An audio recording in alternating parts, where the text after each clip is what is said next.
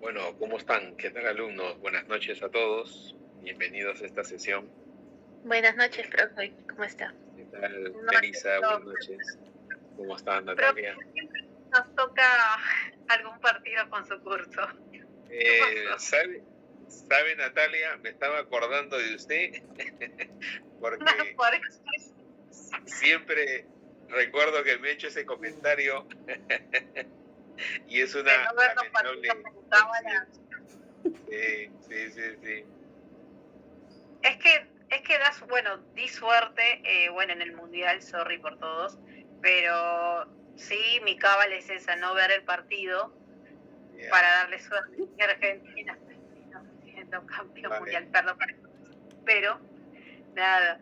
Y también en la de la U, por ejemplo, la U también me hicieron partícipe me obligaron a formar parte de la U y dijo, bueno chicos, no voy a ver el partido, no voy a mirar nada, me voy a dedicar a mi clase de conservación. ¿Qué pasó? Terminó ganando la U. Bien. Vaya. Bueno, entonces estamos bien. Bueno, miren, sé que para todos siempre es un distractivo, esa es la cultura latina, que el fútbol es un deporte que en realidad nos envuelve y está de alguna forma también inoculado desde nuestra infancia, y ganemos o perdamos, siempre vamos a estar pendiente de lo que le pase a nuestros países. Y nada, nos podemos distraer un poquito sin ningún inconveniente, pero lo que toca es, bueno, por mi parte, desarrollar la clase. Voy a procurar que sea de alguna forma flexible, porque entiendo que vamos a estar con los ojos mirando al costado, pero yo voy desarrollando los contenidos, que es un poco, bueno, para empezar el repaso o el recordaris de lo que empecé la semana pasada. Es un tema importante porque, bueno, como todos los temas, pero en este caso es importante ser conscientes de que es necesario contar con algún plan, algún protocolo, alguna iniciativa relacionada con la prevención de emergencias, de contingencias, y podría sonar de repente hasta burocrático, pero llegado el momento, uno valora el hecho de que ha identificado necesidades, recursos, procedimientos, posiblemente también coordinado con otras instancias, la dotación, o la asistencia incluso de personal, de espacios, de equipamiento, etcétera. Entonces, esta sesión y mañana también, va a enfocarse en este tema de la prevención de emergencias. Como ustedes también lo han advertido en los planes que han revisado, no es un documento frío, sino que parte de una coordinación al interior de la organización. De hecho, que van a coincidir en varios aspectos, porque en realidad los problemas son similares. Sabemos que hay siniestros comunes, que hay procedimientos que son similares, pero el detalle está en que dentro de las organizaciones hay que estar muy atentos a la manera en que están organizados los fondos documentales, a qué instancias se deben acudir para poder obtener recursos, no solo materiales, sino también hasta apoyo, asistencia de recurso humano, de equipamiento, y posiblemente también la disponibilidad de alguna caja chica o de recursos externos, a los cuales ustedes puedan acudir para que en el momento de la eventualidad sepan que hay algún proveedor que puede abastecerlos de algún producto, o en todo caso identificar dentro de la organización algún espacio donde se pueda movilizar los materiales. Entonces, en esa línea es importante ir recogiendo información, ir también estrechando lazos con otras áreas, con otras oficinas, para que además del trabajo que desarrollan, también conozcan que es importante colaborar en caso se necesite atender la documentación, que si bien está a cargo del archivo central o del archivo de gestión, pero que al reflejar eh, toda la producción documental, la gestión de la organización, en realidad es una responsabilidad compartida. Puede estar a cargo de un archivo en particular, pero dentro de esta documentación están reflejados todas las acciones, procedimientos, derechos, obligaciones, etcétera. Y es importante transmitir esto, ¿no? Y llegado el momento, todos deben involucrarse dependiendo de sus conocimientos, de sus responsabilidades, de las habilidades también. En esa línea va esta clase, y lo que ustedes también ya han visto, pueden haber descuidado algún aspecto, pero que seguro en la práctica, en los simulacros, en las revisiones o actualizaciones, se irá mejorando este documento. Bien, bueno, vamos a seguir con la cábala de Natalia, y vamos entonces a continuar con este curso. Se va a desarrollar de la siguiente forma. Vamos a avanzar con el mismo hasta un determinado momento. Luego vamos a ver, he identificado 2 casos, porque también es necesario conocer el contexto de que no solo los recursos, sino también qué experiencias existen sobre el tema. Vamos a ver, a visualizar dos casos que se ha trabajado a nivel de la Biblioteca del Congreso de Estados Unidos, la Library Congress. Primero, en cuanto a cómo ellos están preparados en lo que corresponde a la conservación de sus materiales. Eso es en primer lugar. Y en segundo lugar, y esta en la segunda parte de esta clase, después del intermedio, ya es una presentación mucho más amplia, pero que sintetiza la experiencia de un especialista, Andrew Robb, si mal no recuerdo, que es el hecho de que hubo en el año 1966, si recuerdan, hubo una inundación en Florencia, que se llevó una buena cantidad de millones de documentos, de libros, de documentos, y eso de alguna forma también movió la conciencia de muchas entidades, de muchos conservadores, en el sentido de que no solo había que entretenerse en el tratamiento individual de los objetos, sino que habría que, en el marco de la conservación preventiva, había también que adoptar acciones relacionadas con la prevención de emergencias, con prepararse frente a situaciones que en su momento pueden desencadenarse, ya sea de forma natural o de forma accidental. Estamos hablando de inundaciones, de incendios, de vandalismo inclusive. Entonces hay que desarrollar protocolos. Esa fue la lección que dejó la inundación de Florencia de 1966.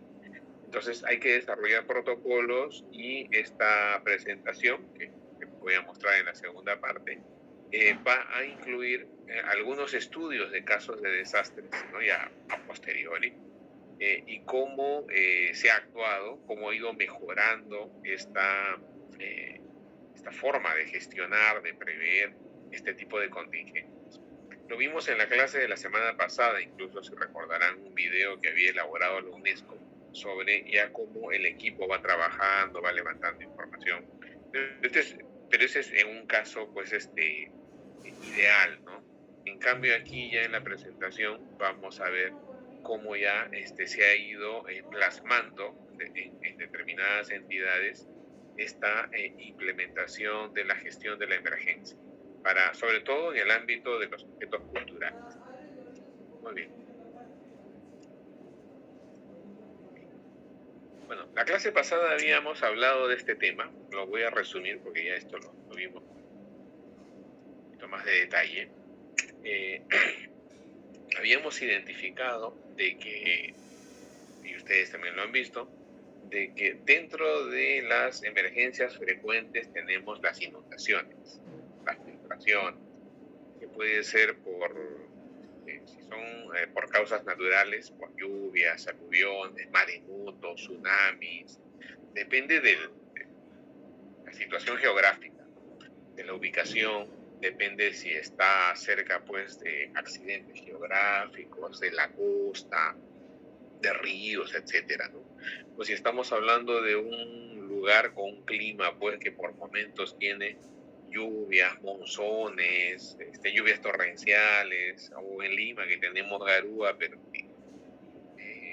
hubo un riesgo de lluvias intensas al nivel de que muchas de las edificaciones tuvieron que prepararse porque el clima de Lima no se presta para lluvias intensas.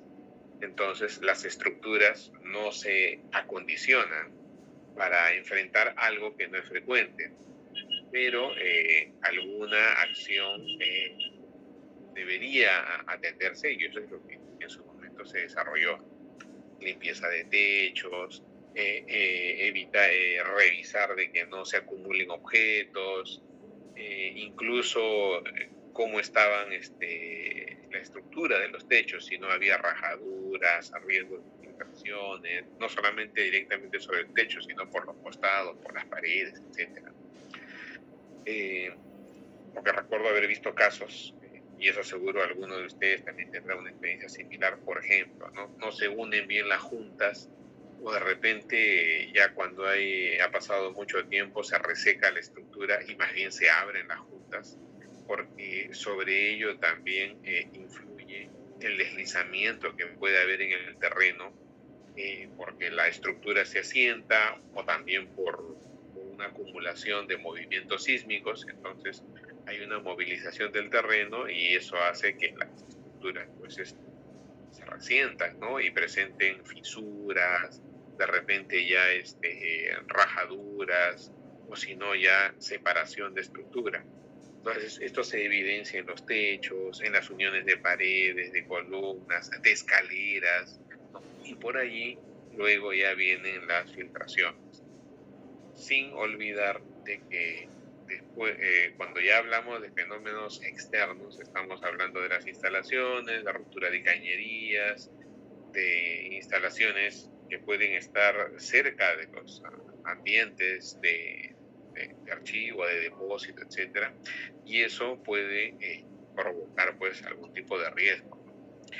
Esto me hace recordar cuando estaba en el Archivo de la Nación, por ejemplo, ¿no? Ahí ellos en la sede de Palacio de Justicia, los depósitos los tienen en el sótano.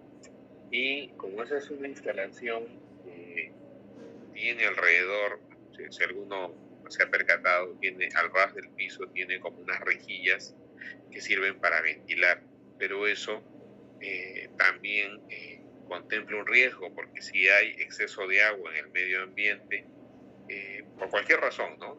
Lluvia o de repente riegan, o cae agua por X razón, entonces esa agua va a filtrar inmediatamente hacia el sótano. Y si cerca hay documentos, pues obvio que va a representar algún riesgo. Entonces en su momento, recuerdo, esto lo vi, ya había salido del archivo, pero sí vi que después se implementó una acción que era por lo menos colocar en esas ventanas que estaban al ras del piso de la vereda y que daban al sótano, colocar allí o tapar, sellar con bolsas de arena, por ejemplo, ya una acción preventiva ante la eventualidad de lluvias intensas. Esa es una alternativa. La otra podría ser colocar canaletas, por ejemplo, que es donde se recepciona el agua, pero que después exista un sistema de drenaje. Y así, una serie de situaciones. Y debemos ser conscientes del impacto también que van a tener este tipo de problemas en relación a los materiales. Sabemos de que los materiales se van a deformar, van a cambiar sus características físicas, dependiendo del tipo de material, además de deformaciones, puede haber rajaduras, puede haber algún tipo de disolución en cuanto a los elementos sustentados, o si no se puede volver el material muy frágil, muy sensible a la tensión y se puede quebrar, etcétera, ¿no?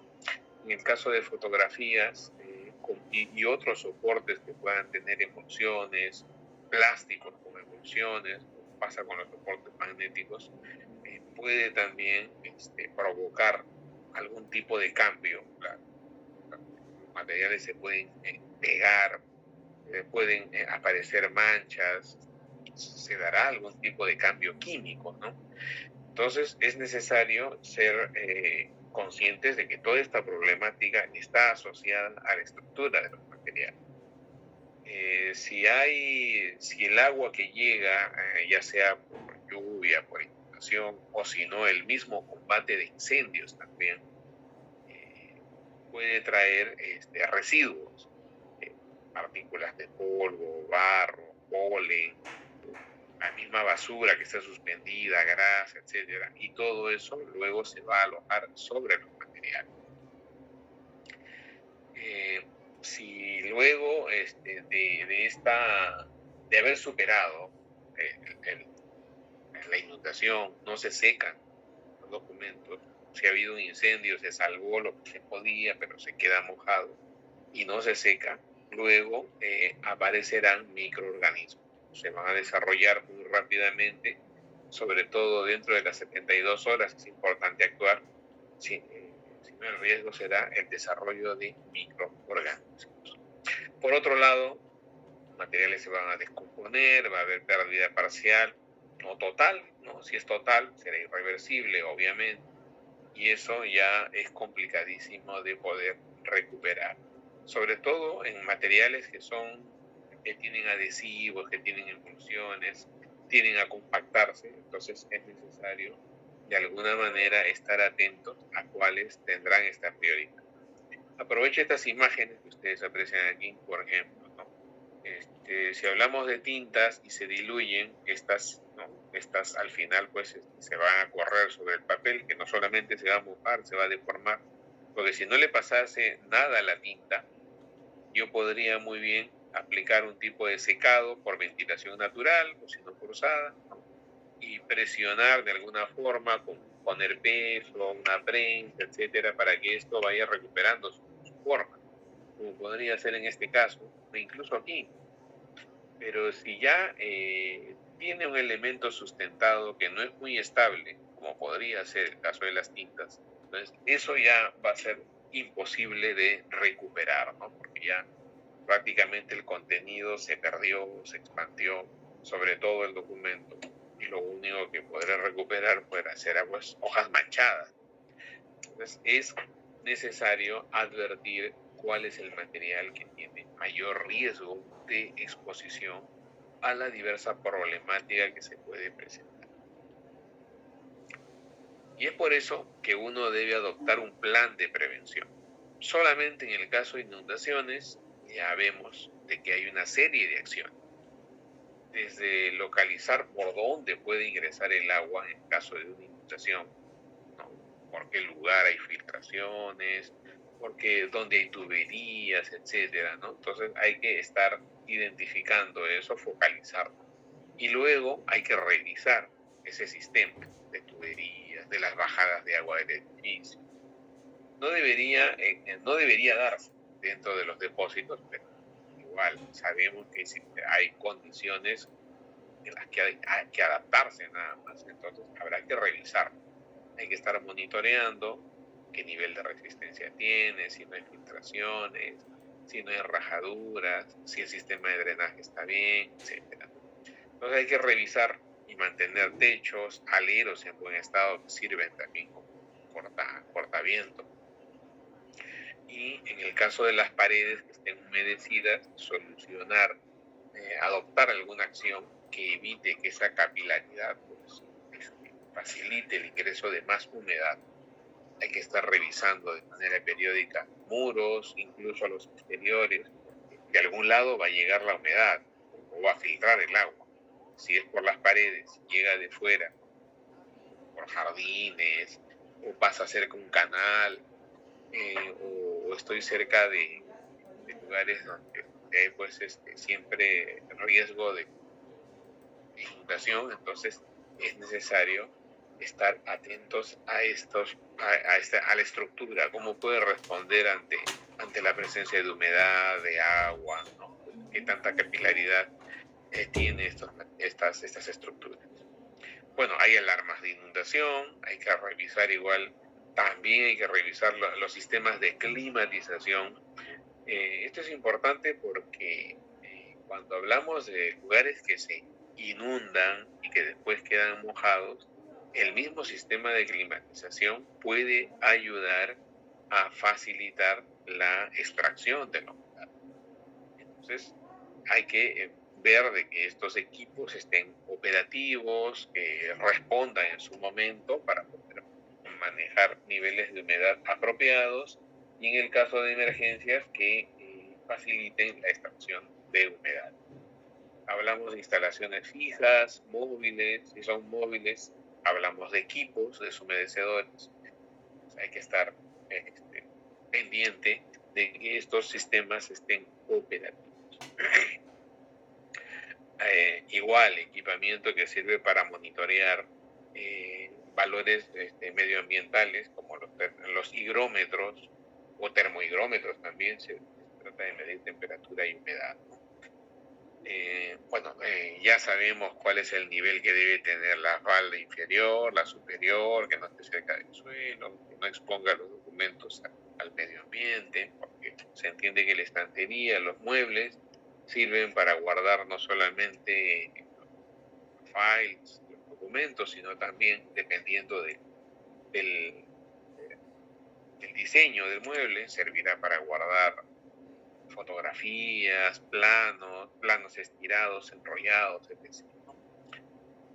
Obvio que no debemos dejar documentos o cajas sobre el suelo, y de ser así, porque no nos queda otro recurso, por lo menos les recomiendo colocar un elemento que aísle la caja del suelo, desde una madera en listones, una parihuela, algo que le dé un aislamiento, para que no exista un contacto directo, porque si no la caja también va a servir como medio de comunicación, como puente entre la humedad y los documentos que estamos protegiendo. Un ratito estamos escuchando cohetes por ahí, que debe ser del inicio del partido.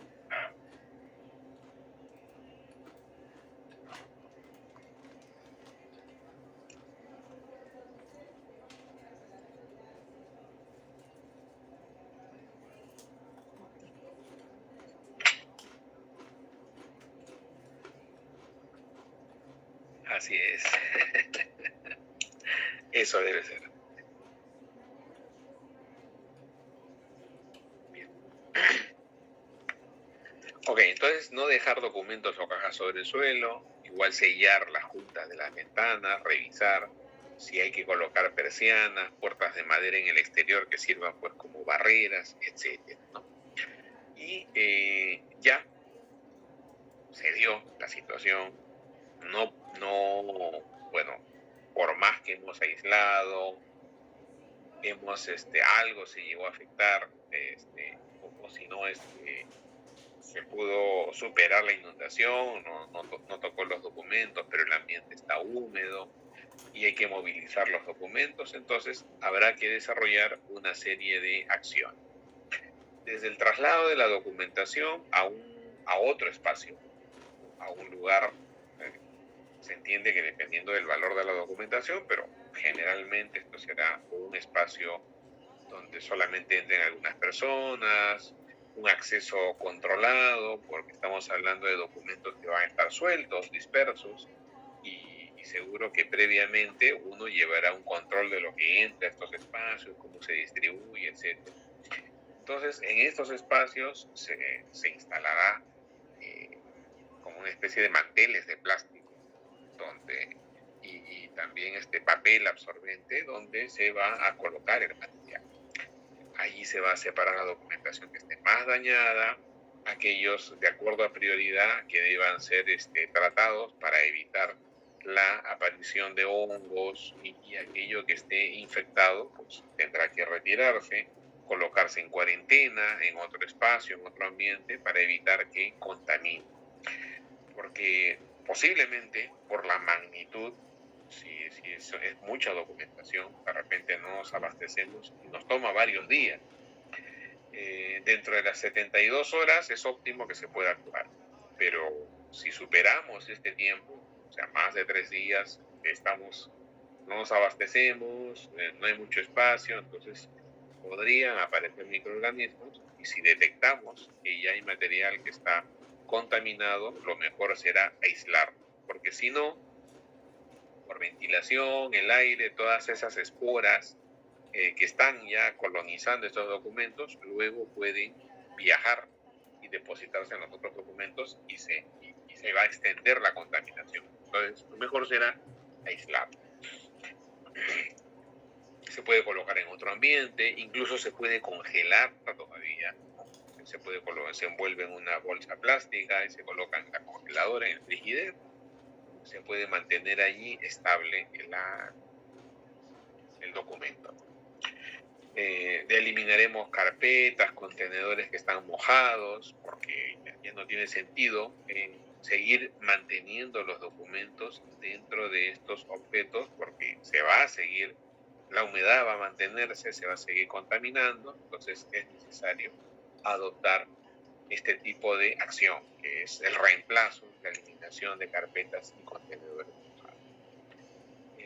Necesita secar, como les adelantaba, lo más rápido posible. Hay que ventilar muy pronto, ya sea con ventiladores convencionales, al aire libre inclusive. No pensemos de que porque le pongamos más temperatura, lo pongamos directamente al sol, los materiales se van a secar pronto. Lo que mejor seca es la ventilación, la circulación de aire. Entonces, eso es importante tenerlo presente. Porque si yo coloco un documento directamente al sol, pensando que el sol pues, prácticamente lo va a secar inmediatamente, ¿no? Más bien puedo provocar algún tipo de cambio en el documento, además de decolorarlo, cambiará de tonalidad, etc. Se va a incrementar la temperatura inclusive, entonces el material se puede volver frágil, pero lo mejor es ventilar, generar corrientes de aire, que circule el aire, que no se quede condensado, que no se quede concentrado en un espacio, porque si no, la humedad puede elevarse. Entonces, tiene que correr el aire, ya sea al aire libre o en un ambiente amplio que corre el aire. Habrá que eliminar las partículas de barro, de lodo, de tierra, etcétera. Y en el caso de el exceso de agua, lo usual es secar utilizando papel absorbente, ¿no? Papel toalla, papel poroso, etcétera. Se puede incluso intercalar las hojas, y hay que estar reemplazando con bastante frecuencia, ¿no? Hay que estar revisando, reemplazando. Y por otro lado, como ya habíamos indicado, si se eliminan las carpetas y cajas, ¿no?, mojadas, obvio que vamos a tener que reemplazarlas por otras que estén limpias, secas. Si son nuevas, mucho mejor todavía, ¿no? Y por otro lado, el depósito que nosotros hemos estado usando, procuremos pues que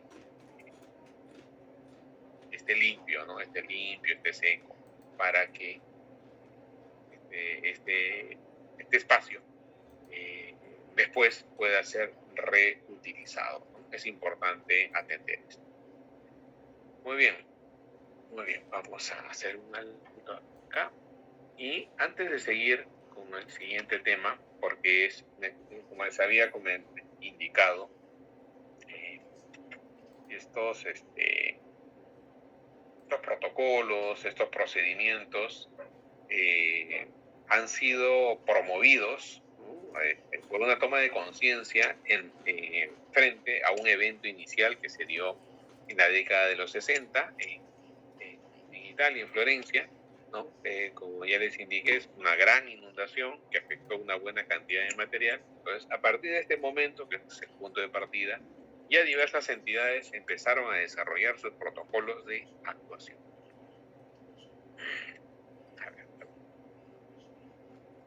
Sin embargo, estos protocolos de actuación se han ido implementando progresivamente y hay diversas entidades que se han ido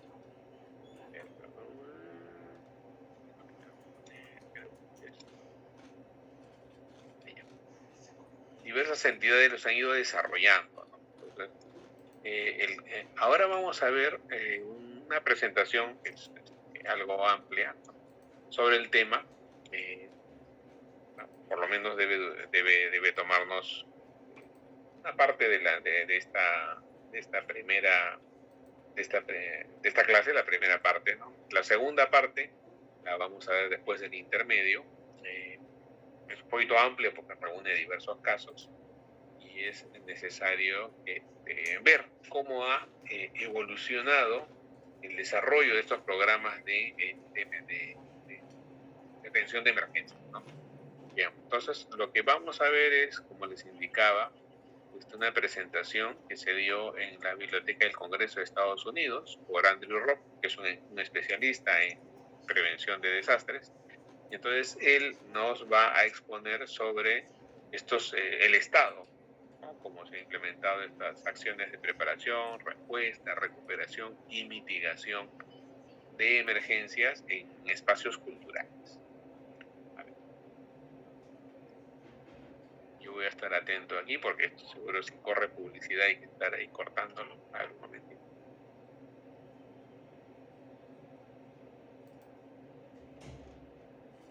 A ver.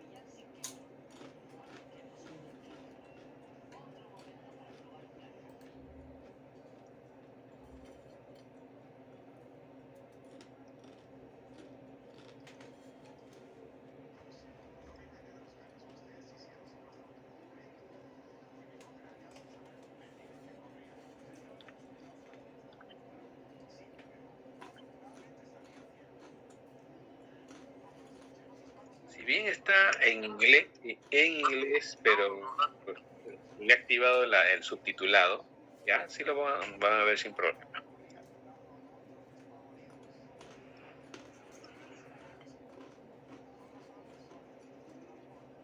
Preservation Week at the Library of Congress. Preservation Week is an initiative started in 2009 by several organizations, including the library, to raise awareness for preservation of cultural heritage. Today's event is our second and last Preservation Week 2016 program, and our 78th Topics in Preservation Series lecture.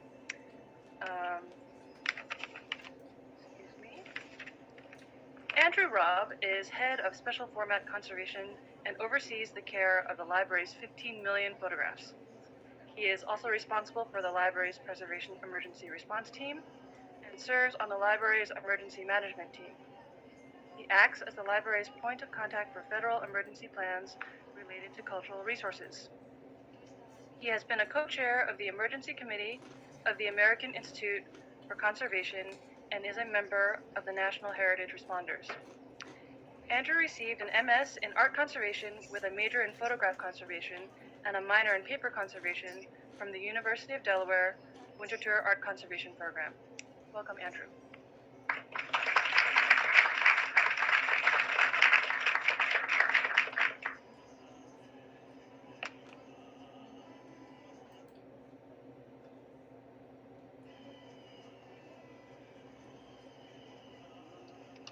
Thank you, Mary. Do I have all the mics right? Welcome everybody that's in the auditorium, as well as about 78 people out in the ether. If everybody can hear me. I have 3 microphones. It feels quite impressive up here. So let's start. So today's topic is about heritage emergency management. and the Florence flood. I've changed the title slightly since we put up the announcement because there's some things I'm going to talk about that are from before the Florence flood, but it's a good touchstone for how things have developed both up to that point and after that point. It really is a central moment in both our field as well as in the broader area of emergency management. So let's just review a little bit about the Florence flood. Many of us saw the Zeffirelli film yesterday, which is an excellent way of just really getting into the feeling of that moment and how desperate and horrible it was. It was in November of 1966, and it started because of heavy rainfalls above Florence that came down the Arno River and went through the center of Florence. It also flooded close to a third of the northern part of Italy. So Venice was also affected. It was not just a local disaster, it was a national disaster of very, very large. It was very large. Obviously, Florence is a cultural center, and an enormous amount of cultural resources were damaged. 3 to 4 million books and manuscript materials, as well as close to 14,000 works of art. And many of these truly iconic works of art that certainly grabbed the world's attention. You can see on the right, these are pictures from a National Geographic article from 1967 that's quite oftenly cited as a way of the people were continually interested in this, and it is quite difficult to understand how impactful things like that article were at the time, in a time when we have the internet and cable news. The images of this and the film were quite important in terms of conveying to people the extent of the damage. Extremely high waters, and also moving at a very high speed, so very destructive and full of heating oil. So dirty, moving at great force, at times over 20 feet. This is the following day. The rain started on November 3rd. Flooding started in the very early morning of November 4th, and this picture is probably in the afternoon of November 4th or the following day on the 5th, but probably on the 4th. You can see the Ponte Vecchio. To orient yourself back here. The worst flooding is just, if you're following the river, just up the river here, and that's Santa Croce, where an extensive number of artworks were damaged, and you can see that. You can see the aftermath below you. The north side of the river was more badly affected than the south side, and that's why people are able to gain access. It's a little higher ground. But you can see the extent of the water after the rainfall has stopped. It's close to the height of the first story of the cloister. So all of the artwork that's at that level was submerged underwater. Like a lot of emergencies, we'll have this recurrent theme that while they happen unexpectedly, they don't happen in a completely random way. Florence had a series of floods throughout the centuries, easily 4 other major floods, 1333, 1557, 1966, and 13 other minor floods since 1557. You can get a sense of the timing by various markers throughout the city that are marking the 1557 flood, 1966 flood, 1333 flood. That these are certainly witnesses as you're walking through the town, looking up close to 20 feet up of the extent of what can happen and had happened.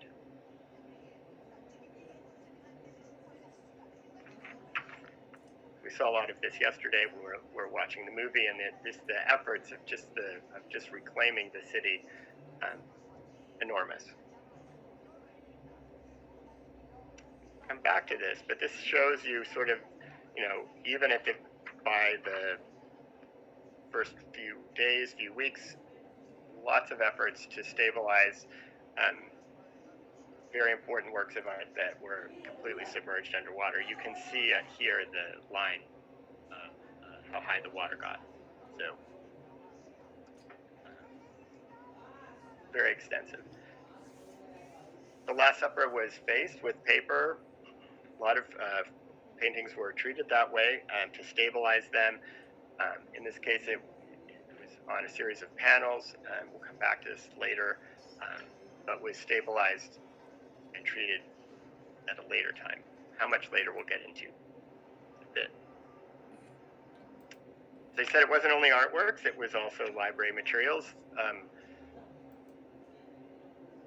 What we would describe as the National Library of Italy is actually in Florence, and it was extremely damaged. It was also in an area that received a lot of flooding. Close to 70,000 rare volumes and over 1.5 million general collection items. And you can see the reading room area is being used as a triage area, where things are coming out from the stacks.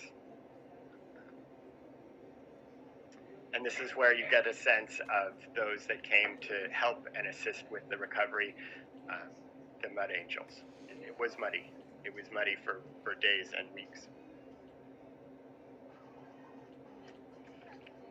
So that sort of gets you through the initial response. We saw a lot of that in yesterday's viewing of the film.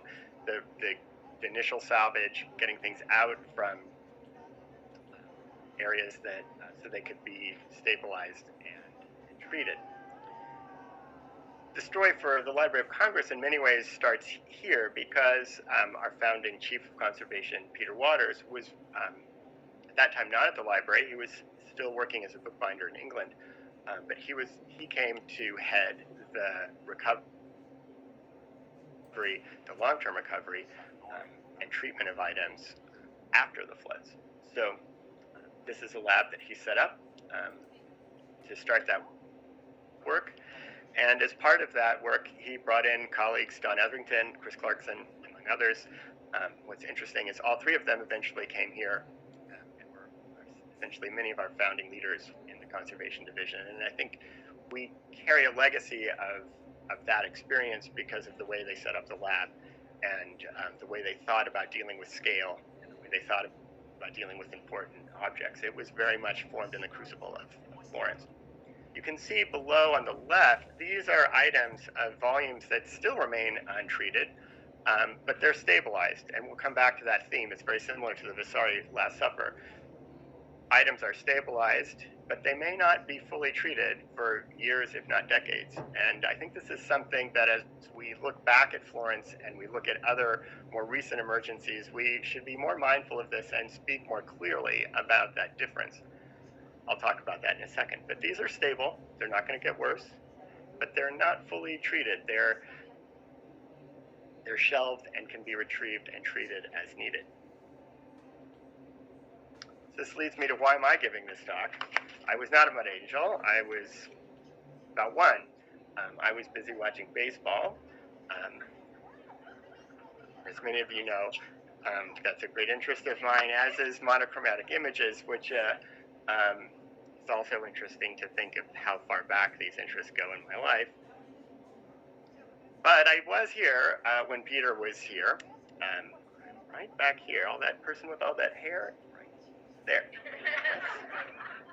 That's me. So I did get the privilege of working with Peter. And interestingly, we rarely talked about Florence. We mainly talked about the point system and the computers that were brought into the lab. So apples don't fall far from the trees either. I spend a lot of time in front of computers now. But Peter's impact on the lab was enormous, and it was a real privilege to be able to work with him and to just understand where he was coming from in terms of the way our lab worked. But as I said, I had an interest in photography, images, and I became a photograph conservator. So again, that's wonder, why would you become interested in emergency response? Well, partly because when you have a lot of photographs, of which we do, they're quite vulnerable. And they're the kind of object that you worry about when you have emergencies, floods, or even smaller incidents.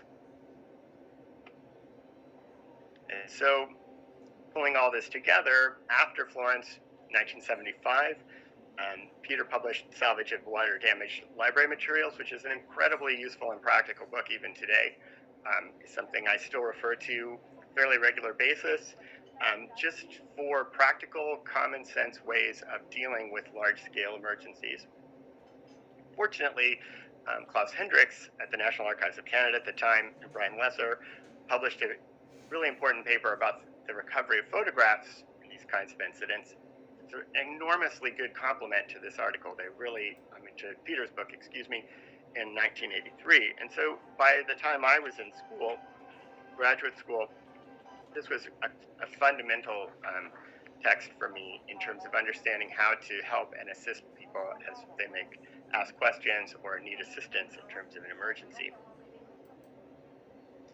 The core thing that comes out of Florence, among many core things, but the development of professionalism, of labs like our own, is a real sense of what can we do better? What tools can we use? What kinds of technology can we use? And it really comes down to people really thinking hard about, can we freeze materials, dry them in other ways so that we buy ourselves time, so we don't have to worry about things like mold, increasing damage because things are waterlogged.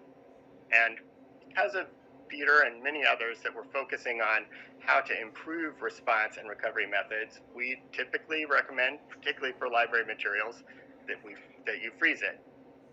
If you have the scale and you have the resources to not freeze it and to air dry it and do, in some cases, a full treatment, that obviously is preferable.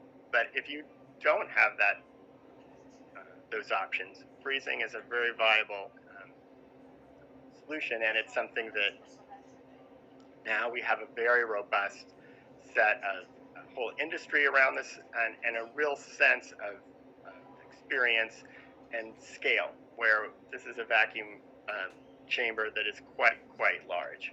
So this comes out of a sense of hospitals, law firms, people with records. Emergencies happen frequently.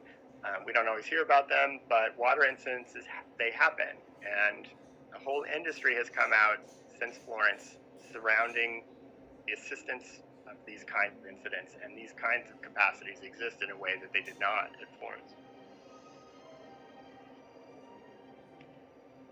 So we'll circle back to the Library of Congress, where we are, where Peter started the lab.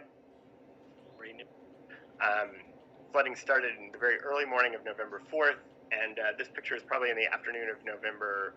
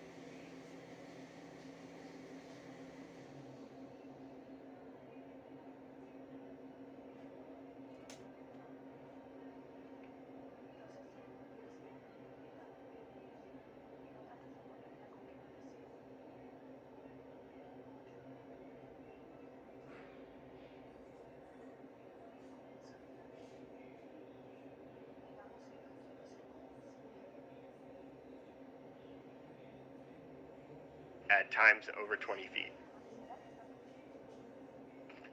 This is the following day. The rain started on November 3rd.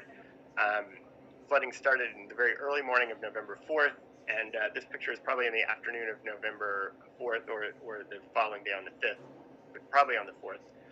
You can see the Ponte Vecchio. To orient yourself back here. The worst flooding is just, if you're following the river, just up the river here, and that's Santa Croce, where an extensive number of artworks were damaged, and you can see that. You can see the aftermath below you. The north side of the river was more badly affected than the south side, and that's why people are able to gain access. It's a little higher ground. But you can see the extent of the water after the rainfall has stopped. It's close to the height of the first story of the cloister. So all of the artwork that's at that level was submerged underwater. Like a lot of emergencies, we'll have this recurrent theme that while they happen unexpectedly, they don't happen in a completely random way. Florence had a series of floods throughout the centuries, easily 4 other major floods, 1333, 1557, 1966, and 13 other minor floods since 1557. You can get a sense of the timing by various markers throughout the city that are marking the 1557 flood, 1966 flood, 1333 flood. That these are certainly witnesses as you're walking through the town, looking up close to 20 feet up of the extent of what can happen and had happened.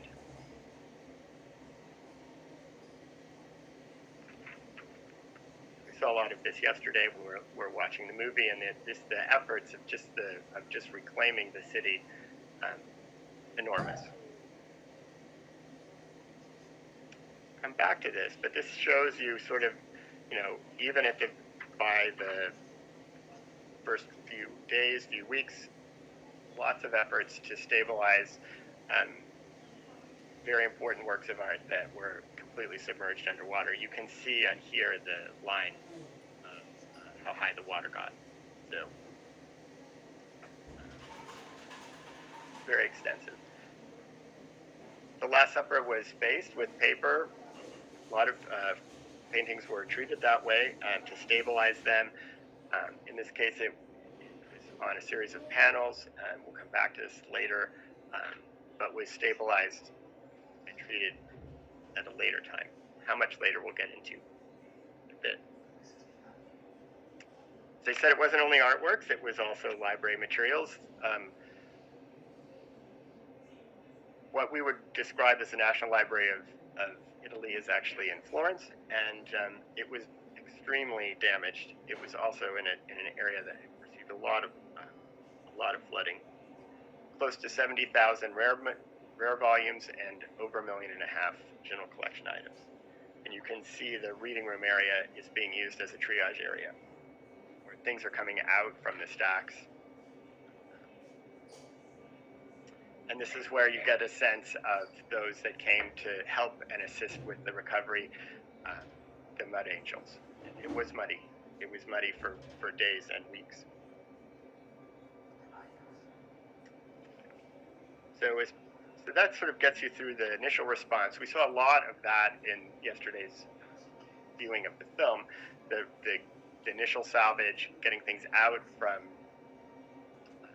areas that so they could be stabilized and treated. The story for the Library of Congress in many ways starts here because our founding chief of conservation, Peter Waters, was at that time not at the library. He was still working as a bookbinder in England, but he came to head the recovery, the long-term recovery and treatment of items after the floods. So this is a lab that he set up to start that work. And as part of that work, he brought in colleagues, Don Etherington, Chris Clarkson, among others. What's interesting is all three of them eventually came here and were essentially many of our founding leaders in the conservation division. And I think we carry a legacy of that experience because of the way they set up the lab and the way they thought about dealing with scale and the way they thought about dealing with important objects. It was very much formed in the crucible of Florence. You can see below on the left, these are items of volumes that still remain untreated, but they're stabilized. And we'll come back to that theme. It's very similar to the Vasari Last Supper. Items are stabilized, but they may not be fully treated for years, if not decades. And I think this is something that as we look back at Florence and we look at other more recent emergencies, we should be more mindful of this and speak more clearly about that difference. I'll talk about that in a second. But these are stable. They're not going to get worse, but they're not fully treated. They're shelved and can be retrieved and treated as needed. This leads me to why am I giving this talk? I was not a mud angel. Hospitals, law firms, people with records, emergencies happen frequently. We don't always hear about them, but water incidents, they happen. And the whole industry has come out since Florence surrounding the assistance of these kinds of incidents, and these kinds of capacities exist in a way that they did not at Florence.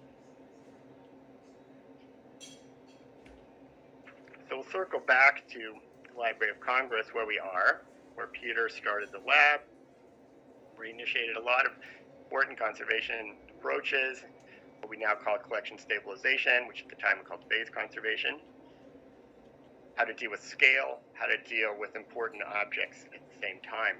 We have three very large buildings. We have close to, I think, 150 million objects located on Capitol Hill. These three buildings here, just to give you a sense, if you're unfamiliar with our buildings. Three very large buildings full of collections. In our experience then going back with, so we have Peter was at Florence, he came and set up the lab. But at the library, we also have another legacy that has to do with, we've experienced, getting a little ahead of myself. These are some of the 140 million things ranging from Thomas Jefferson's original library, our second founding library, I'll get into that in a moment. Iconic objects like the Gutenberg Bible, Declaration of Independence draft, pre-Columbian objects, musical instruments, photographs, as well as many, many, many books, some of which are on the floor, unfortunately. Let's go back to, so where did we start? Well, we started as truly a legislative library, and this part of the original Capitol building, not a very large library, and not a particularly expansive one, and it was burned in the War of 1812. In 1814, the British came down Maryland Avenue, burned the Capitol, and the library was destroyed. Why is this relevant for us? Well, in many ways, we are the way we are because the decision to purchase Thomas Jefferson's library to replace it gave us the mandate that we still hold to have an encyclopedic collection of human creativity and knowledge. We're the only national library that has such a broad mandate in the sense that other national libraries typically are collecting in either their nation or their language. Close to 2/3 of our new acquisitions in terms of just our books are in foreign languages. And we have an extremely broad and collecting mandate, both in terms of breadth and depth. And that comes directly because of the way we responded to the fire and the loss of our original library. We grew very quickly during the 19th century, suffered a number of fires. Sadly, many of the volumes of Thomas Jefferson's original library were lost in those fires. So the building of the Jefferson building in the late 19th century was in direct response to that. It has very little wood in it. It's made out of metal, stone, glass, in ways that were really meant to protect items from fire. We're very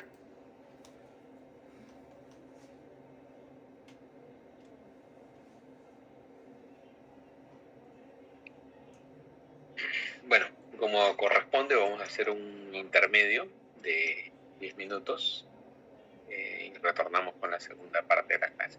Gracias Melissa por compartir el enlace también para que lo puedan ver luego con más detalle. Regresamos.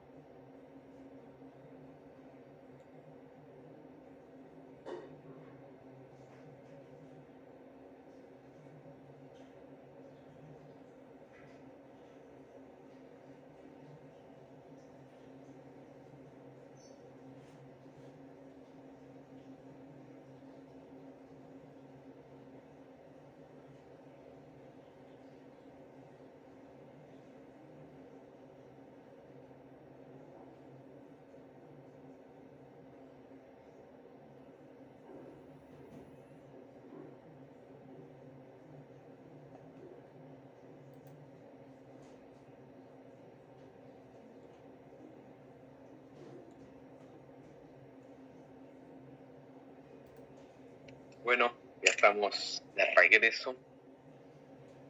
Vamos bien, creo, ¿ah? Vamos bien, así que hay que esperar. Vamos a aprovechar. Muy bien, Víctor, ¿qué tal? Ok, bueno, hemos estado viendo en esta presentación de un poco el balance de que ha sucedido a partir de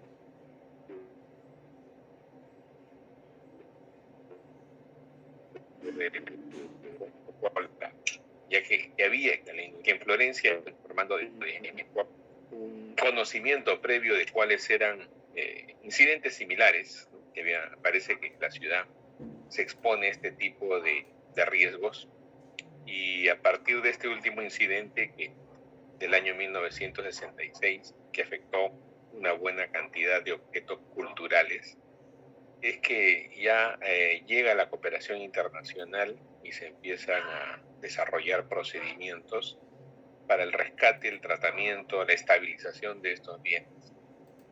Uno de esos tratamientos es la congelación de objetos para poder retrasar la aparición de microorganismos, para poder estabilizar hasta cierto punto los documentos, y también es importante la advertencia que en su momento el presentador hace, ¿no?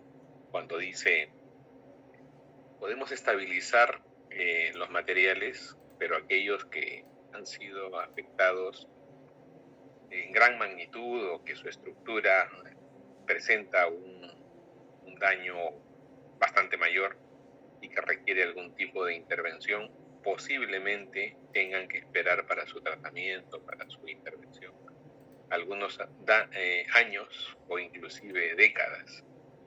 Y eso me hace recordar lo que vimos en la clase anterior cuando les mostraba el caso de la Biblioteca Nacional nuestra, la de Perú, donde un incendio afectó buena parte de la documentación y les informaba de que hay un proyecto que está en marcha desde el año 2016 que poco a poco va atendiendo esta documentación. Eso no quiere decir que antes no se haya hecho, pero fue muy contado la intervención, pero ahora ya de manera más sostenida se atiende estos materiales, pero no es que se vaya a resolver la problemática en unos años. Posiblemente tome todavía un par de lustros, estimo, ¿no? Porque los procesos son bastante lentos, meticulosos, y siempre con el riesgo también de que no se recupere toda la información, porque es muy probable que buena parte de los contenidos se hayan perdido, ¿no? Entonces, por eso es importante desarrollar algún tipo de acción, algún tipo de plan para poder enfrentar situaciones de emergencia. Y eso es lo que estamos viendo en esta presentación. Muy bien. Antes de que siga y aprovechando que estamos todos en este momento, voy a tomar la asistencia que corresponde, para que no se nos pase también, porque ya estamos en la segunda parte. Y como es usual, a ver, ¿dónde estás? Sí, y como es usual, voy a llamarlos en orden alfabético. A ver, y ustedes me dan el presente respectivo. A ver, un momentito. ¿Dónde estás?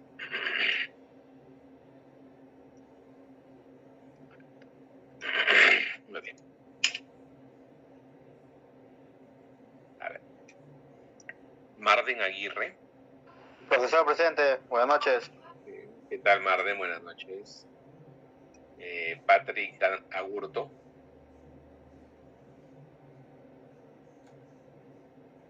Michelle Angelia. Presente, profesor. Buenas noches. Buenas noches, Michelle. Bueno, Melissa Ángeles. Presente, profe. Buenas noches. ¿Qué tal, Melissa? Buenas noches. Stuart Aparicio.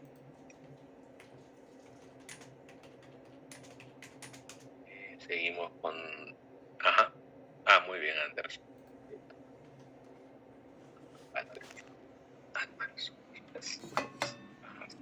Ok, Gracias, profesor. muy bien, ok. Stuart Aparicio. Dana Arias.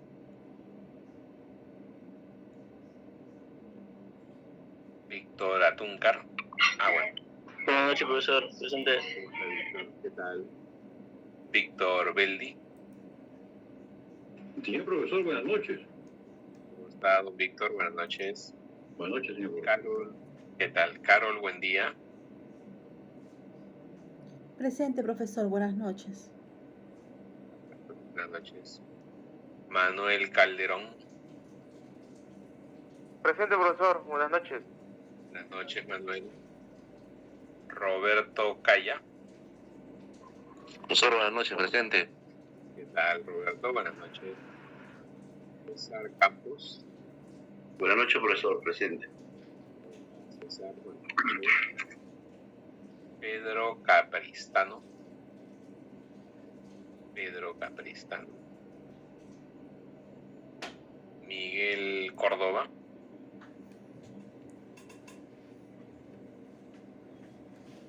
Nelly Espino. Buenas noches, profesor. Presente. ¿Cómo está, Nelly? Buenas noches. Rocío Gutiérrez. Buenas noches, profesor. Presente. ¿Cómo está, Rocío? Buenas noches. John Huamaní. Buenas noches, profesor. Presente. ¿Cómo está, John?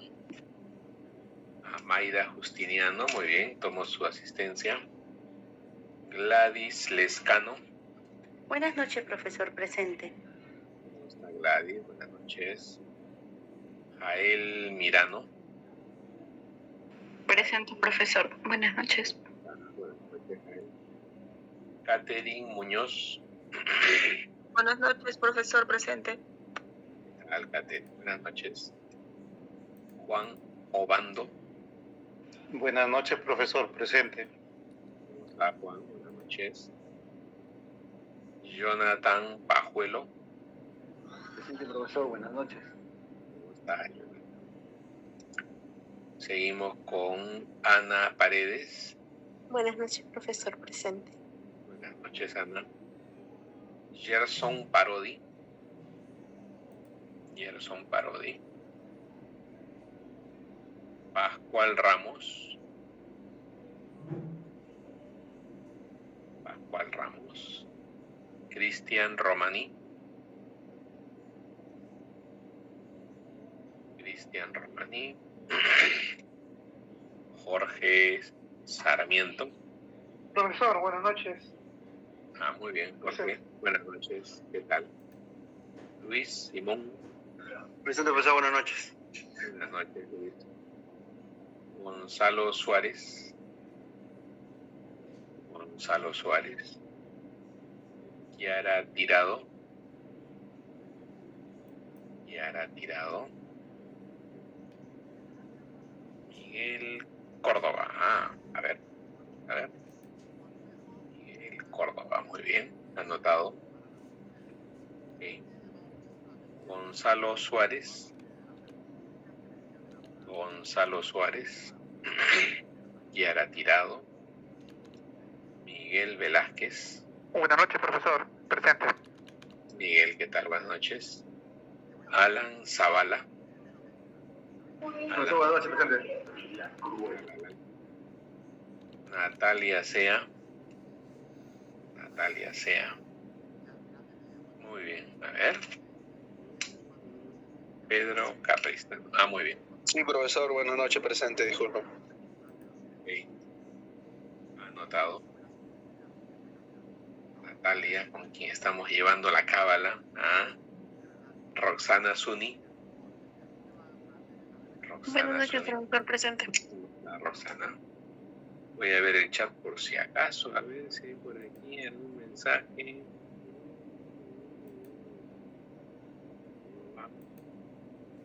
Muy bien, voy a llamar por si acaso. Luego, Stuart Aparicio. Stuart Aparicio. Dana Arias.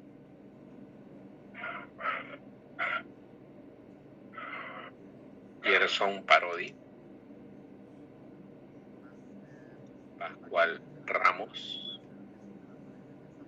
Cristian Romaní, Gonzalo Suárez, Yara Tirado y Natalia Sea. A ver.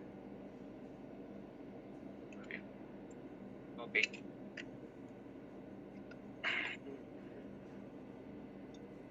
Vale.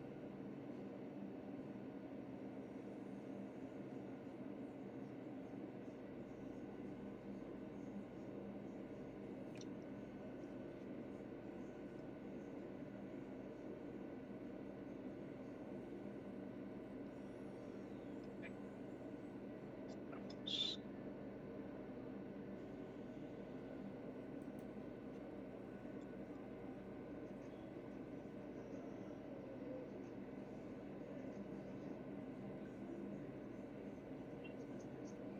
A ver. Creo que esto lo vamos a coordinar.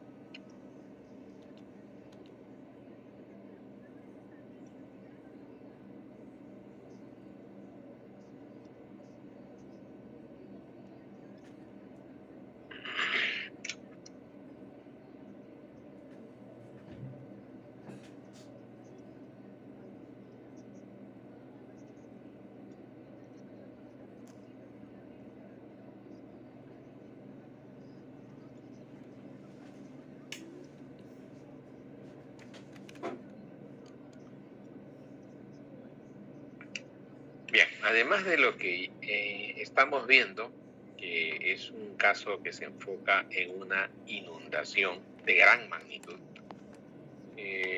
también hay otros eventos que impactan sobre el estado de los materiales. Después de las inundaciones, uno que prácticamente arrasa con toda la documentación y su daño es irreversible, salvo que se trate de documentos que en primer término tengan un adecuado sistema de protección, sistemas contra incendio que estén implementados, medios de protección, un nivel de aislamiento, mobiliario que tenga algún tratamiento antifúngico o en todo caso de aislamiento de calor, etcétera. Bastante seguridad, bastante protección, por lo menos ayuda, pero una exposición directa a incendios, sabemos que el impacto es enorme. Y hay que ser conscientes de que estos pueden suceder, ya sea por razones naturales o fenómenos externos, accidentales, domésticos, etc. Cuando hablamos de fenómenos naturales, si pensamos en incendios forestales, el mismo clima, las temperaturas elevadas, la concentración que hay de materiales fúngicos, como puede ser hierba seca, árboles secos, alto nivel de aridez, etcétera, a lo que se puede sumar incluso una descarga eléctrica por rayos, lluvia eléctrica, etcétera.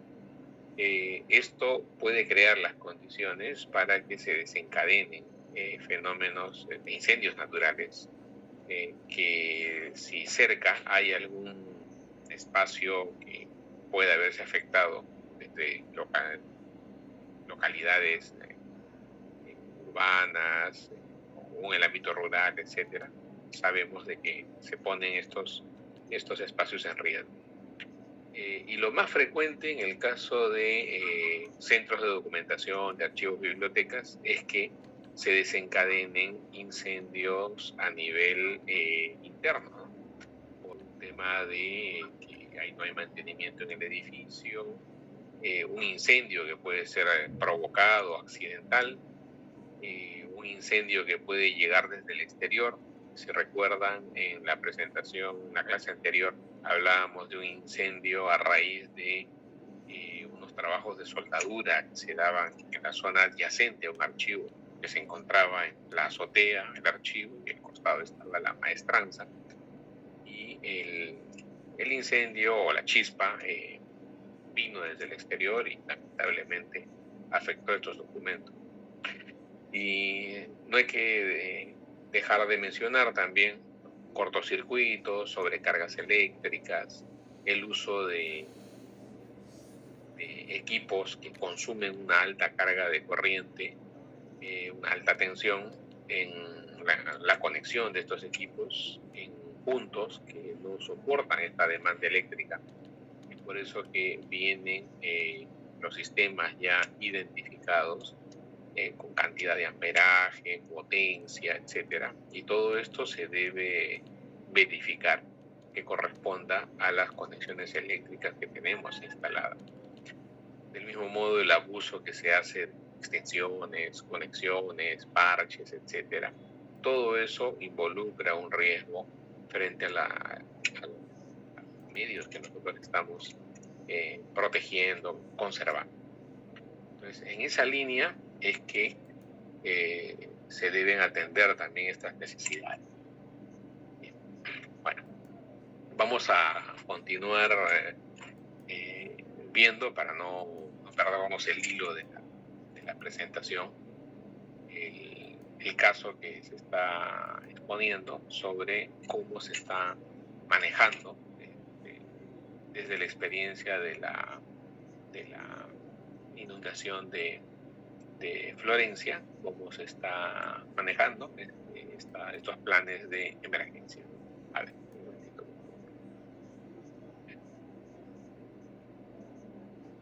De no terminar esta presentación, la cerramos el día de mañana porque ya quedaría muy poco.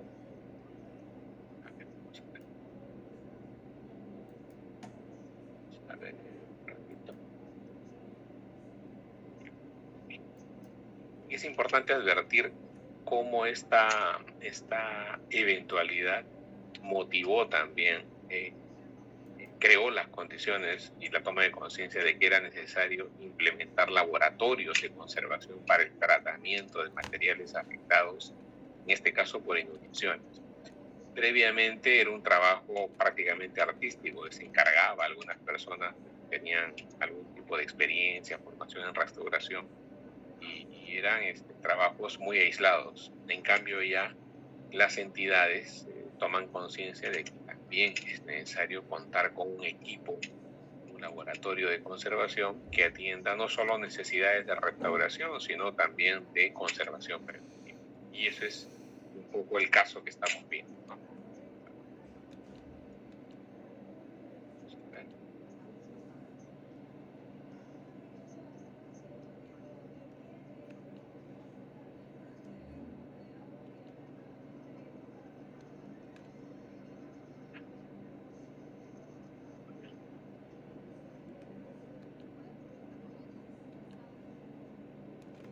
And set up the lab. But at the library, we also have another legacy that has to do with, we've experienced, getting a little ahead of myself. These are some of the 140 million things, ranging from Thomas Jefferson's original library, our second founding library, I'll get into that in a moment, iconic objects like the Gutenberg Bible, Declaration of Independence draft, pre-Columbian objects, musical instruments, photographs, as well as many, many, many books, some of which are on the floor, unfortunately. So let's go back to, so where did we start? Well, we started as truly a legislative library in this part of the original Capitol building. Not a very large library and not a particularly expansive one. And it was burned in the War of 1812. In 1814, the British came down Maryland Avenue, burned the Capitol, and the library was destroyed. Why is this relevant for us? Well, in many ways, we are the way we are because the decision to purchase Thomas Jefferson's library to replace it gave us the mandate that we still hold to have an encyclopedic collection of human creativity and knowledge.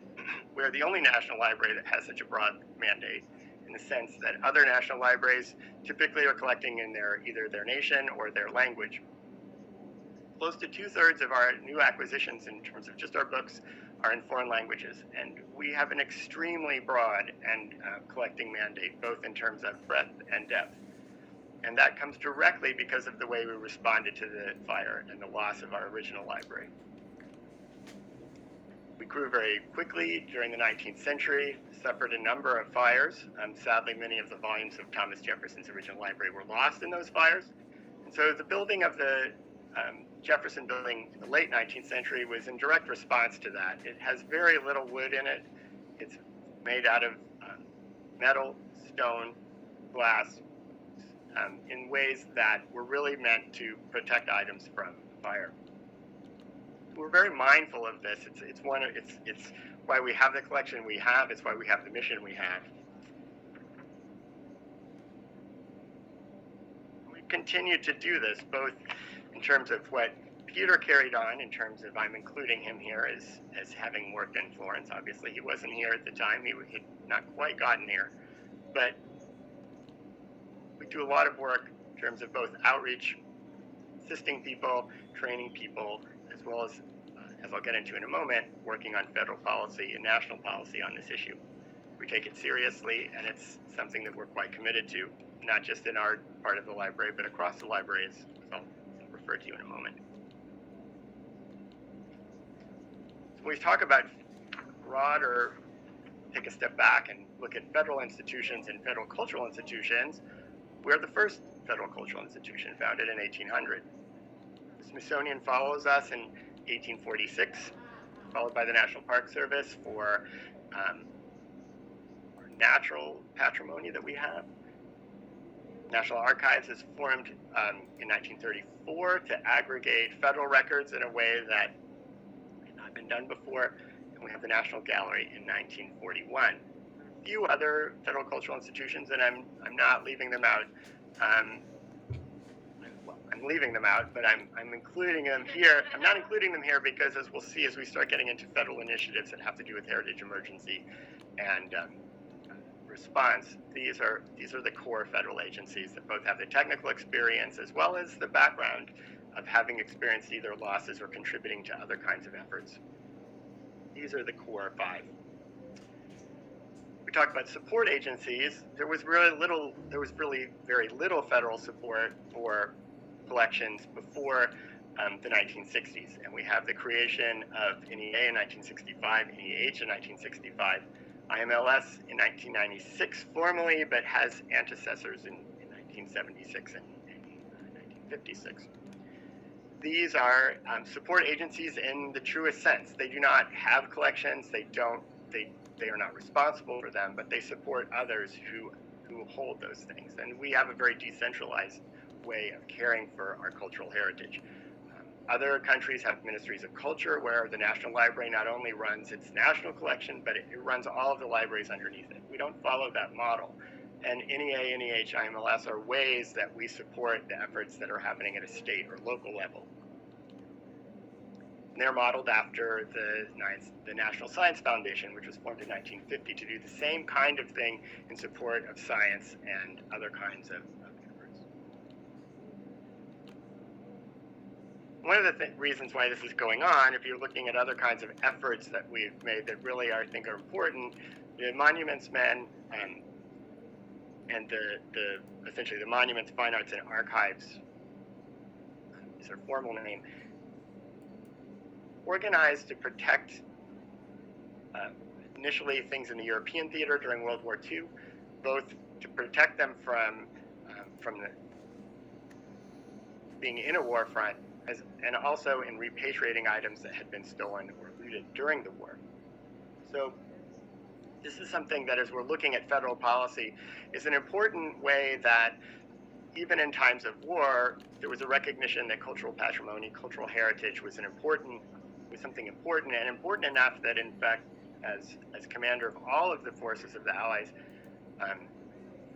General Eisenhower commanded that all officers take this into account, and officers were seconded to work with them to protect these items if at all possible. one of our founding fathers in the field of conservation is George Stout. And he's here with the helmet and the N. He was in the Navy. He was very proud of that.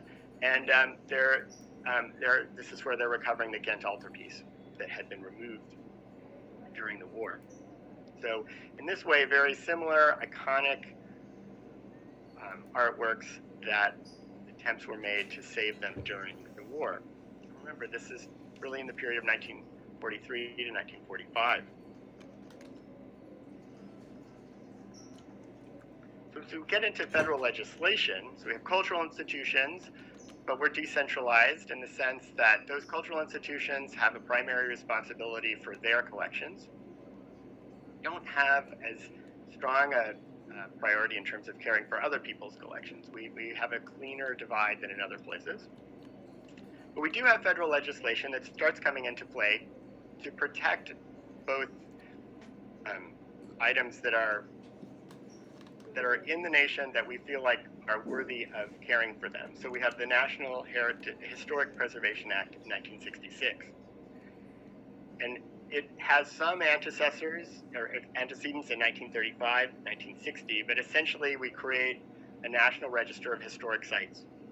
This is quite important as we get into some of the ways in which we respond to emergencies. And it's essentially been amended to include not just historic sites, but also archaeological objects, shipwrecks, Native American material, both in grave sites as well as archaeological sites, maritime areas, battlefields, lighthouses. And all of these have a real legal protection if federal money is involved, and it requires a review of the impact of any kind of federal action on these areas. And this really comes out of a sense during the 60s that because of increased building, post-war building, the highway system, a number of things where the federal government is actually spending a fair amount of money, that items and important buildings and environments are being lost. And so this is a way to protect them. Doesn't always mean that the federal government owns them. Usually it means that they don't. It just means that these things have a status that requires review before federal action takes place. So the National Register is something you'll see plaques. If you go over to St. Mark's Church, which is right behind the Adams Building, you'll see it's on the National Register. And it's precisely on the National Register because St. Mark's didn't want to be the next church that got torn down as the library continued its march east. It's there, that's on the National Register to stop that from happening, in theory.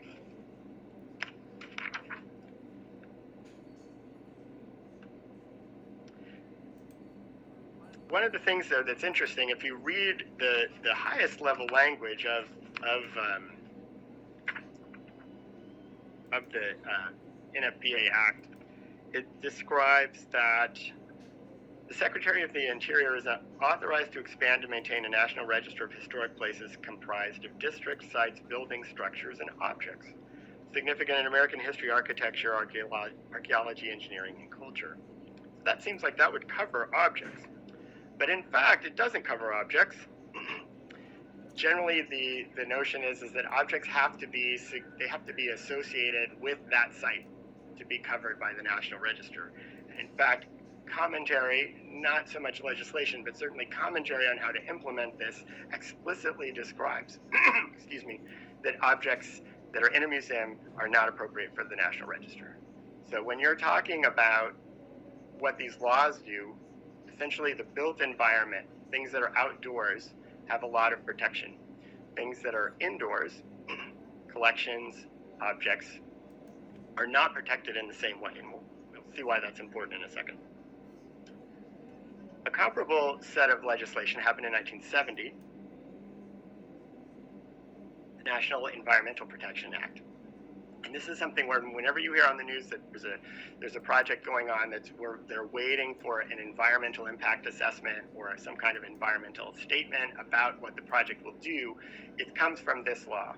So between 1966 1970, we have two fundamental acts that describe how to take care of the built environment and how to take care of the natural environment. And the human environment comes into play with any in EAPA because the human environment can include some kinds of cultural resources, like cemeteries in particular, where they're part of that environment, so that you have a slight crossover between these two acts. But again, it does not include what we would generally consider as collection objects. These projects in particular, we have another tie to at the library, in that the documentation around these historic structures, the sets of legislation that have to do with historic preservation include the Historic American Building Survey, the Historic American Engineering Record, and the Historic American Landscape Survey. And all of those are Department of Interior, National Park Service projects that document that environment. And copies of those items, those drawings, come to us at the library, and we serve them as part of our collections. So we have a very direct link to that legislation, in the sense that we benefit from that and build our collections around those activities. This is an interesting example of St. Michael's Cathedral in Sitka, Alaska. It was one of the first buildings in Alaska to be done as a part of the HAB's work. And it burned down. And this is the church that was built from the HAB's drawings. It was rebuilt using the material that we hold here. Landscape survey is somewhat newer, but it builds on that, and it's a way of documenting those kinds of landscapes that are protected in the 1970 legislation.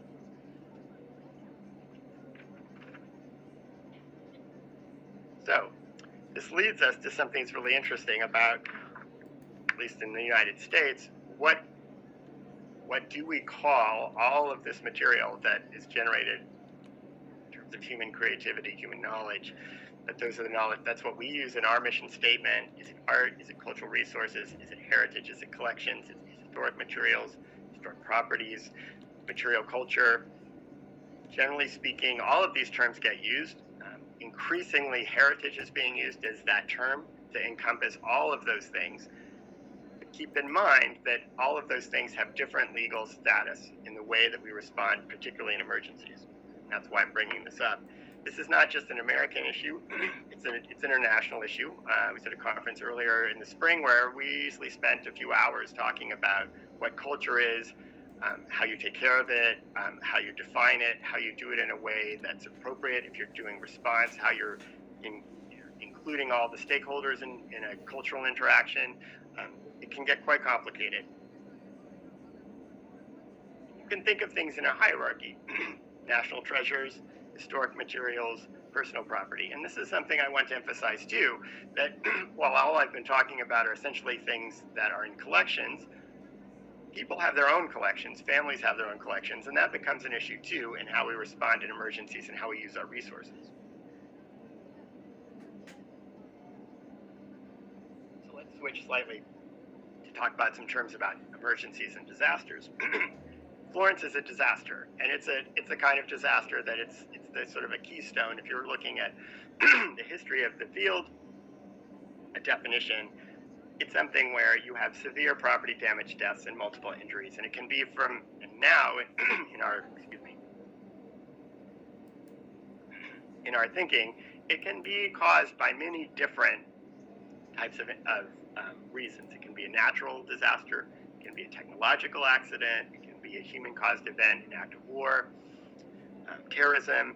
Those are things that can all cause disasters. Emergencies tend to be a word that is somewhat less catastrophic, but it's something that requires responsive action to protect life or property. And then you can go a level down. If you're looking for a generic word, you can use the word incident to describe something that might be a disaster, might be an emergency, or might be actually something that requires response, but isn't actually even rising to the level of this. It's a level down, but it's a more generic term, and I'll try to use that word as much as I can.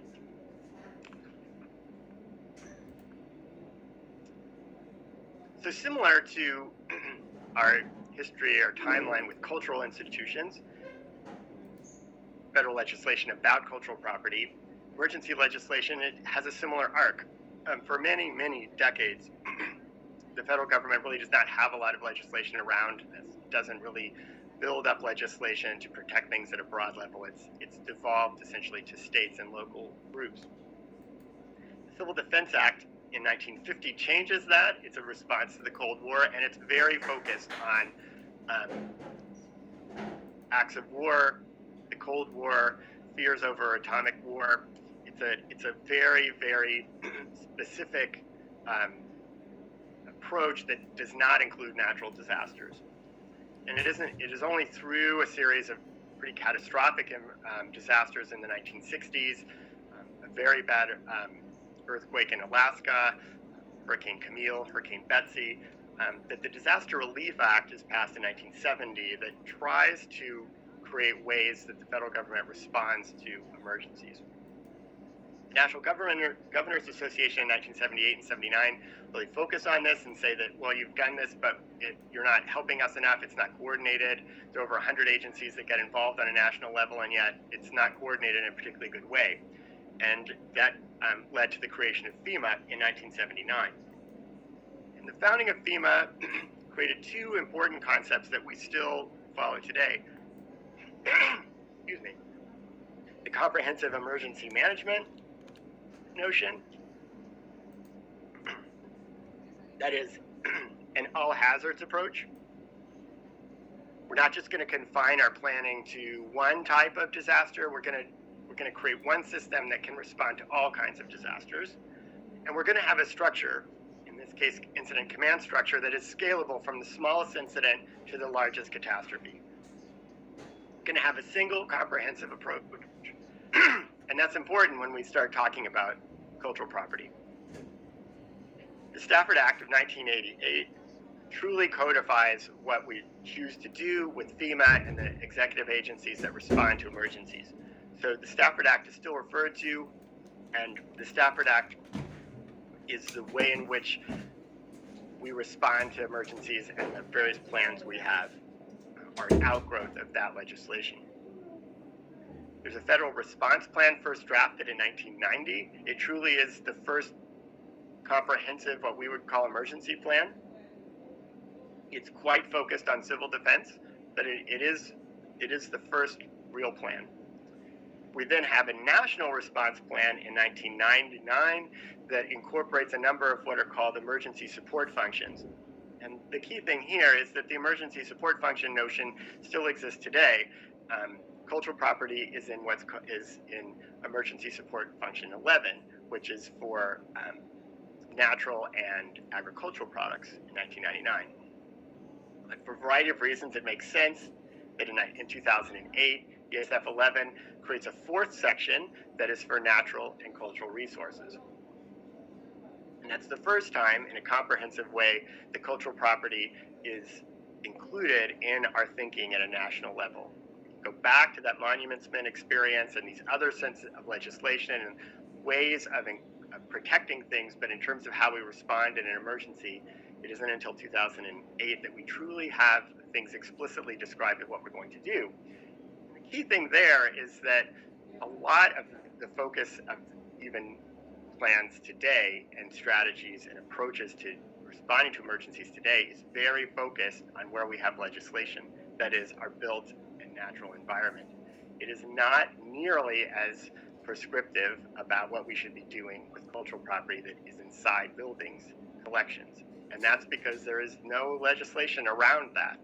So that's one of the things where we continue to be involved with these various plans, the National Response Framework, as well as the Disaster Response Framework, the National Disaster Response Framework, which came out in 2011, which has a recovery support function related to natural and cultural materials. So we serve on that committee in part to remind people that while many agencies have authorizations and budgets for taking care of historic properties and natural environments and mandates to do that, we're there as a voice for the items that are not protected by legislation. And it's not that these plans don't mention it or include it, but it's an important thing to keep in mind that we don't have the full complement of the resources that our historic structures and other things have. Let's go a little bit into emergencies, about halfway. people are going to come first. This is a very straightforward safety first kind of notion. It isn't just a national policy issue. It happens at an institutional level or even in a lab level. Then take care of buildings, and then you take care of things or collections or cultural property. So this is something that's also part of that hierarchy, that's part of that comprehensive approach. And there is a real tension that's similar to that natural disaster civil defense tension of should we have one plan or a comprehensive, two different plans, should we have them be different or the same? There's an ebb and flow in FEMA policy and national policy about that on a civil defense natural disaster front. There's the same thing that happens here of should we really even be including things like cultural property in this, and I'll explain why that has prevailed. But let's just talk a little bit about what we do when we talk about emergency management. Emergency management as a field, as a profession, didn't really start until the creation of FEMA. That notion of a comprehensive approach, that notion of a scalable approach are core parts of what emergency managers do.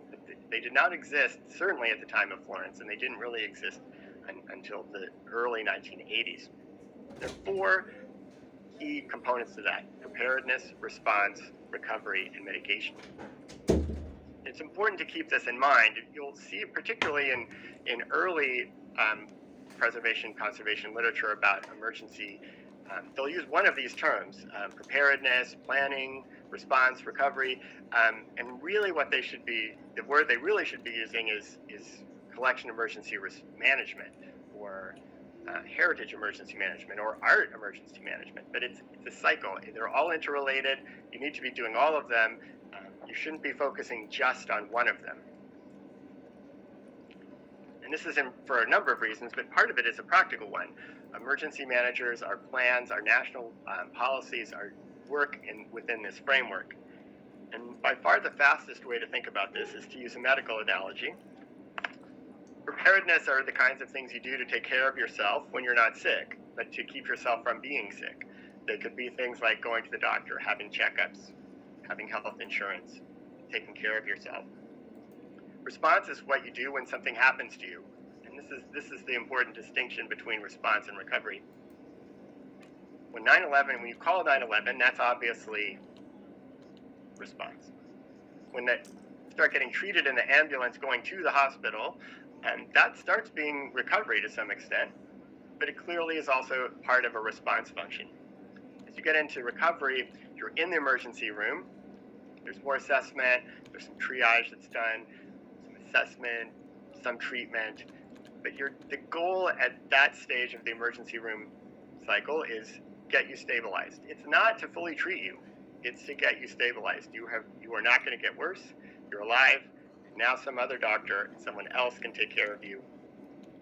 They can move on to other people that have life-threatening situations.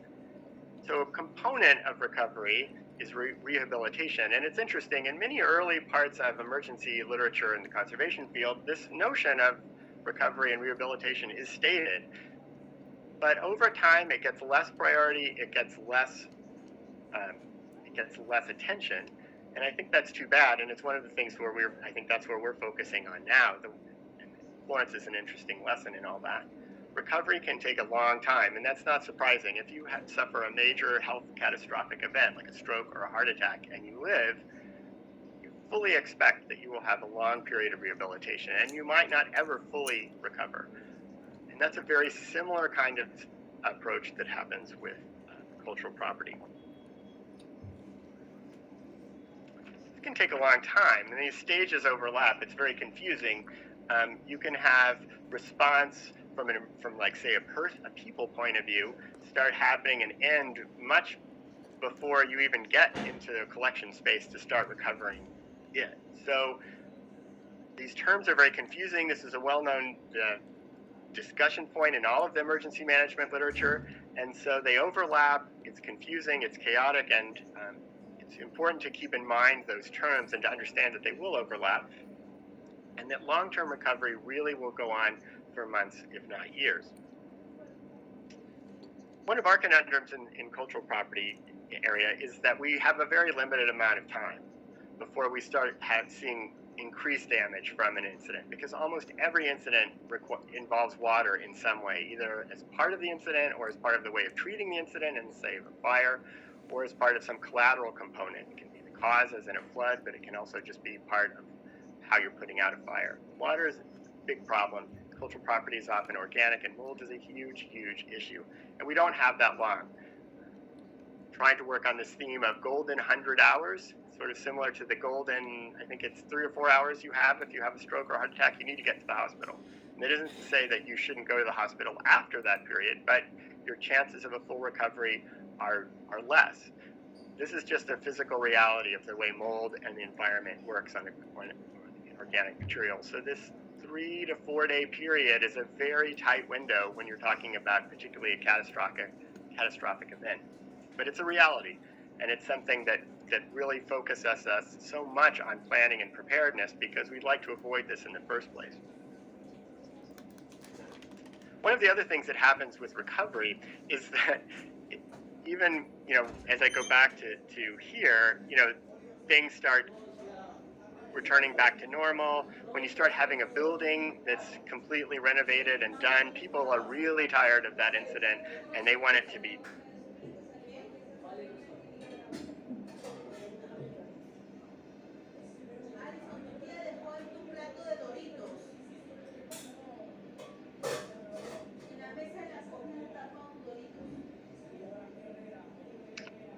Bien, es importante esta gráfica que nos muestra el presentador sobre cómo se empieza a organizar y proyectar la atención de emergencia. Este es un modelo que desarrolló el FIMA, que es una entidad de gran magnitud en Estados Unidos, y que luego ya a nivel micro las entidades han ido adaptando, pero son cuestiones generales. Muy bien, vamos a dejar esta presentación aquí y vamos a continuar con el tema ya el día de mañana con más tranquilidad. Ok, dígame, Kiara. Profesor, Kiara, si me puede considerar lista, por favor. a ver. Vamos, queda tirado. Claro que sí. Muy bien, anotado. A ver, si alguno no lo anoté, vamos a ver por si acaso. Stuart Aparicio, ¿verdad? Dana Arias. Gerson Parodi. Pascual Ramos. Cristian Romaní. Presente, profesor. A ver, ¿quién me está llamando? Cristian Romaní, ¿no? Muy bien. Ok. Natalia Sea, también la tengo aquí. Muy bien. Ok. Bueno, vamos a dejar esto aquí y retomamos el día de mañana, ¿eh? Buenas noches a todos y hasta mañana.